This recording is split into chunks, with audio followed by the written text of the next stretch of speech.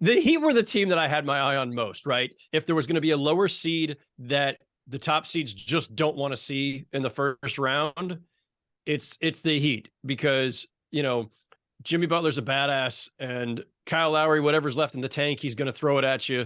And Bam Adebayo is tough, and Tyler Hero's going to make big shots. And it's the Heat, man. Like, they have an aura around them, and it's earned. And we know that they save their best for the postseason.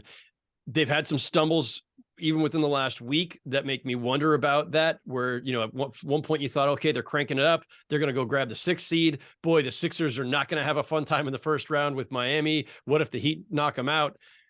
But right now it's looking like the Heat are kind of settled into playing range. And now, that said, I still don't want to see them in the first round, but if they're like, to the extent that any of the top teams have some vulnerability, clearly the Sixers are the most vulnerable of the three, right? More so than Milwaukee and Boston. And nobody trusts James Harden in the postseason until he proves otherwise to us. But if the Heat are now settled into play-in range and they're going to grab the 7th or 8th seed, how long are they really going to last against Milwaukee or Boston? And Sure. so I don't, like, the Hawks aren't scaring anybody. The Raptors and Bulls aren't scaring anybody.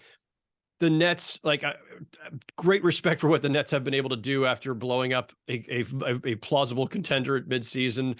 A lot of good players, but they don't have the superstar to make any real noise. And I don't know what to make of the Knicks without Randall. Although they did just spank the Cavaliers the other day, and they're going to see them likely in the first round. And that's going to be a fun 4-5. But, it's the NBA. The 4-5 matchup is not an upset. If the 5 beats the 4, it's not an upset. Sure. Those two teams are always very close by definition.